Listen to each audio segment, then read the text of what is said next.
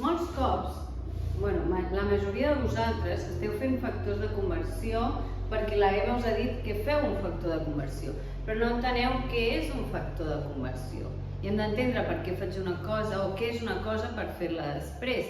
Un factor de conversió, us agafo la definició d'internet, m'està dient que són fraccions que transformen unitats equivalents. Què vol dir això d'equivalents? Que quan jo poso un metre són 100 centímetres en el factor de conversió. Vol dir que el que tinc a dalt i el que tinc a baix són iguals. Jo sé que un metre són 100 centímetres. Per què faig això? Perquè si jo faig 4 per 1, quan és 4 per 1? 4 per 1 és 1. I si faig 4 per 1 entre 1, també és 4. Crec que he dit 4 per 1 és 1. 4 per 1, 4. 4 per 1 entre 1, 4 també. Si poso 4 per 2 entre 2, torna a ser 4, perquè això és equivalent. Jo el que estic fent aquí és que això em doni 1. Si jo faig un metre 100 centímetres, o si ho posés al revés, un metre 100 centímetres, estic dient que això és igual. Això és igual a 1. Per això estic fent aquesta equivalència. Per tant, és important entendre que són unitats equivalents. Jo sempre us dic, i el llibre també ens diu, que posem l'1 a la unitat més gran. Perquè així, si jo he de passar de metres a centímetres, faig que la més gran té l'1 i així a l'altra només li poso zeros cap a la dreta. Però si a mi em donés la gana de fer-ho al revés, jo recomano fer-ho així. Si algú volgués fer al revés, posar l'1 a la més petita, els zeros els hauria de posar cap endavant, cap a l'esquerra. O sigui, jo sé que de centímetres a metres, o de metres a centímetres, hi ha 2 salts, per tant, els zeros els mouria cap allà, 1 i 2. Veieu? Aquí he posat 2 a la dreta, aquí he posat 2 a l'esquerra. Però les dues són totalment vàlides.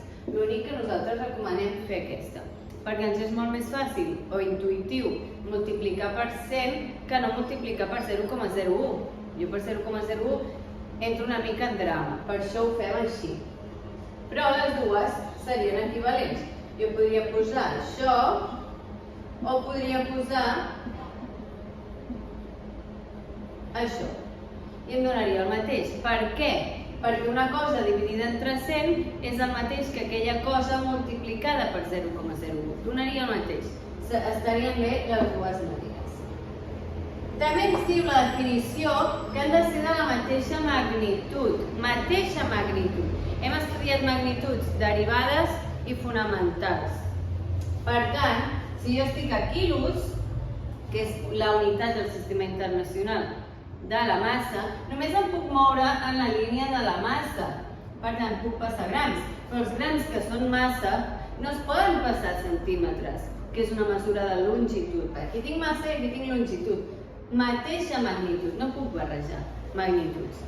I em podeu preguntar, i de litres a decímetre cúbic per què sí que puc passar? Perquè les dues estan considerades unitats de volum. Per això puc fer-ho. Perquè són unitats de volum, mateixa magnitud. Aquí no s'ha escrit, però m'heu entès. També ens parla d'unitats anul·lades. Nosaltres, jo sempre us dic, feu que les unitats estiguin en diagonal. Per què? Perquè jo en el fons el que vull és anul·lar-les. Anem a posar un exemple més clar. Jo vull passar quilòmetres a metres, 4 quilòmetres a 4 metres. 4 quilòmetres a metres. Hem dit que els quilòmetres, jo sempre us dic, en diagonal, si aquí està a dalt, el passo a baix. Passo el quilòmetre a baix. I poso a dalt la mesura, la unitat que jo vull. O sigui, jo vull metres. M'imagino una línia que creix aquí i poso tot el que hi ha a dalt multiplicat entre tot el que hi ha a baix multiplicat. Per què estic multiplicant? Perquè aquí hi ha un par. Això m'està dient que ho he de multiplicar. Poso 4 quilòmetres i normalment us dic, feu sense unitats, però anem a entendre per què fem això. Recordeu que aquest pas, a mesura que aneu pillant bé el truc, no caldrà fer-lo, però ens centrem aquí. 4 quilòmetres per 1.000 metres entre 1 quilòmetre. veieu que els quilòmetres marxen. Per això ho he de posar en diagonal, perquè puguin marxar. 4 quilòmetres per 1.000 metres, entre 1 quilòmetre, els quilòmetres marxen i em queda. Poso aquí només els números. 4 per 1.000 entre 1 metres. I ara ja calculadora. O mentalment, 4 per 1.000, 4.000 metres. A veure si aquest vídeo us ajuda una mica a entendre per què fem factors de conversió o per què ens serveixen, perquè d'aquí al batxillerat haureu d'utilitzar, i a la carrera, haureu d'utilitzar els factors de conversió. Per tant, està bé entendre què són i per què els utilitzem.